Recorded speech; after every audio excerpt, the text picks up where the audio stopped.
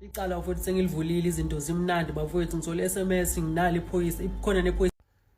Bafowethu uRian Mhlaziyi icala selivulile amaphoyisa athena uSwazi Boy lo ama-Blue Nation noKhuzwayo ama-Blue Nation babanikeza 24 hours ukuthi bexolise noma bekhiphe ama-video.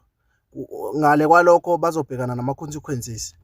So ngiyabonga Rian Mhlaziyi ukungilalela boy, kuzokusiza lokho ngoba phela bayazi shuthi laba oKhuzwayo noSwazi Boy ukuthi obani laba abalimaza abantu. Uyabona shuthi bayazi bona ngoba phela naba bayakusabisa bathatha izithombe zakho bayifaka lapha bayakusabisa.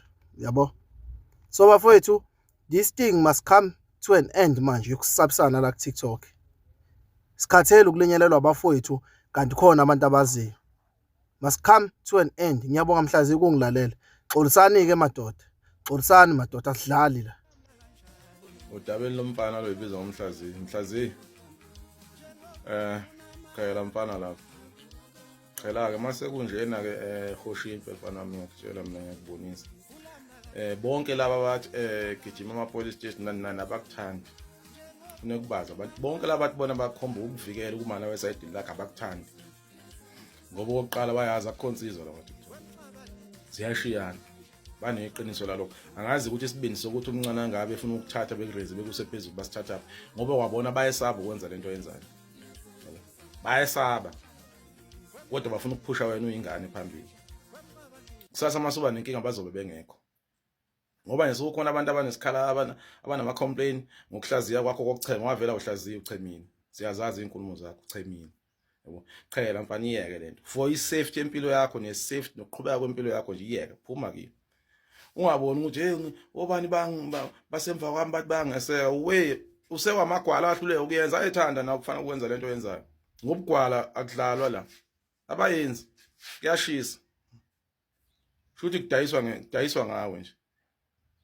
Iyeke lento maso khona abantu abakukhuzayo. Iyeke inkuzi yombhemu. Qhubeka maningi ama content. Siqhubeka ne content ngoba vele wena awuhlaziyi uyachema iqiniso lelo.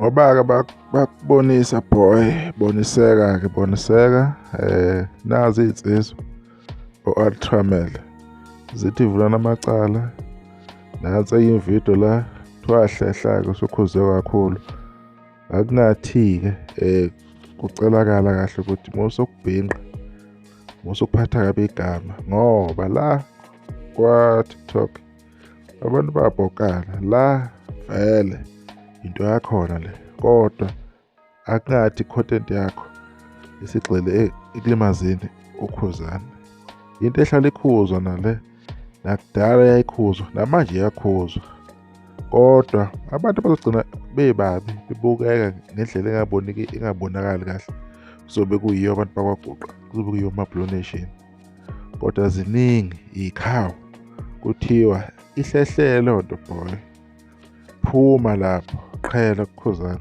akufuni lokho angeke wenze ividiyo ungambhinqi ukhuzana ufana omncane angeke nangebhadi kukancane khuluma uze usheshise ngoba yini sokujahe ukubhinqa ukhuzana manje ngoba badlala ngawe lapho bakufathuzisa uyakhuzeka wathiwa khuzeka phela yabo yithi mawenza ngendlela yakho yenza nje kucace uma eqekelele uthi wena indlela okhuluma ngayo ukhulumela abantu ukhulumela umthandeni gcoma elisha ncomeke yena qekelele ungabe usukudlisa uthi njengobani ama-views awekho wase-India ino AI ini uthatha izinto ezinegative esikethi ukhuzana yilokho abantu abangakufuni ake umncome umthandeni ngoba uyithandela yena ukuhlaziya uthanda ukuhlaziya ake uncome yena nje ungambhinqi ukhuzana uyobona content yakho uyoba ihle kanjani akekho ukuhlupha akekho uzobekulandelela